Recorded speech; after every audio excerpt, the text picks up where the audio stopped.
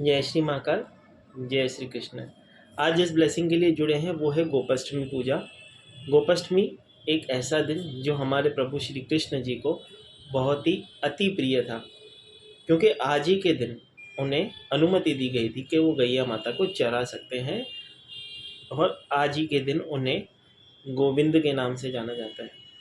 हमारे पुराणों के अनुसार कहा जाता है कि आज ही के दिन कामधेनु गाय ने भगवान श्री कृष्ण जी का अभिषेक इसी दिन किया था। भगवान श्री कृष्ण जब 5 वर्ष की आयु से बड़े हुए, मतलब जब वो 6 वर्ष के हुए, तब उन्होंने अपने माता पिता से आग्रह किया था कि हमें आज्ञा दें कि मैं जाके गैया चराऊं। लेकिन इसके पीछे एक छोटी सी कथा, या ऐसे कहें कि एक छोटा सी युक्ति होती है कि जैसे भगवान श्री कृष्ण का जन्मोत्सव तो हम जन्माष्टमी को बनाते हैं, तो 5 वर्ष की आयु तो उन्होंने जन्माष्टमी को ही कंप्लीट कर ली होगी। लेकिन ये 2.5 महीने का जो पीरियड बीच में गया, उसमें वो क्या कर रहे थे, उनको 2.5 महीने के बाद ही उन्हें अनुमति क्यों नहीं मिली।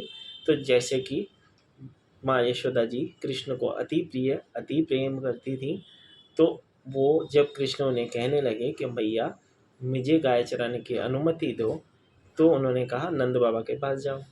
जब वो नंद बाबा के पास गए तो उन्होंने कहा कि उसके लिए तो हमें पंडित जी से अनुमति लेनी पड़ेगी।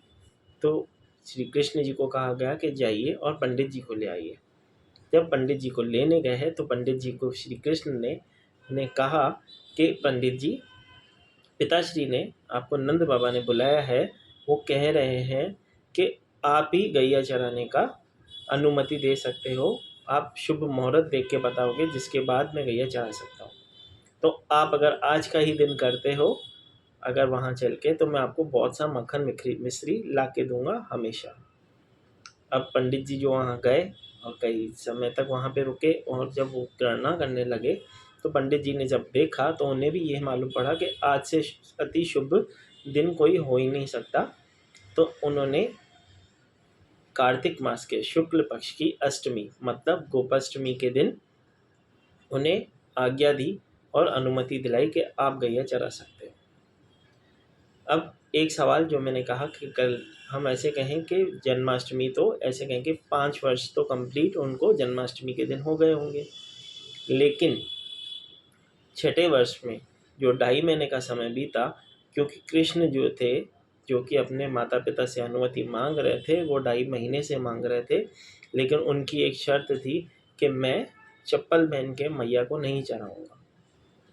तो उनके पैर में वो का ऐसे कहें कि पत्थर या वो ना चुभे, इसके लिए उनकी माँ, क्योंकि यशोदा माँ का प्यार सबको मालूम है, वो उन्हें अति प्रेम करती थी, तो उन्हें अनुमति नहीं दे पा रही थी।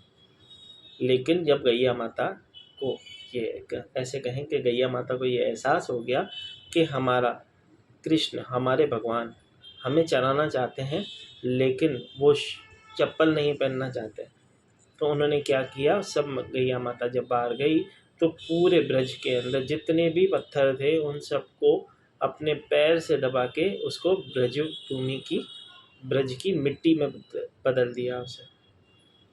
और बोलते हैं ना ब्रज की रज, तो ब्रज की रज गैया माता ने अपने चरणों से ही बनाई है, ताकि प्रभु श्री कृष्ण को उसकी तकलीफ ना उठानी पड़े, उनके पैर में वो पत्थर न चुभे। एक और चीज़, अब हम चलते हैं थोड़ी विधि के ऊपर और इसके उपवास के ऊपर। तो इसका उपवास जो होता है, जैसे कि मैंने बताया, कार्तिक मास के शुक्ल पक्ष की अष्टमी के दिन गोपाष्टमी को मनाया जाता है। इस दिन गैया माता की सेवा करना, उन्हें पालक खिलाना, हरा चारा खिलाना, उनको गंगा जल का छींटे से अभिषेक करना, उनको जो भी आपकी श्रद्धा भाव हो उन्हें वो अर्पित करना चाहिए।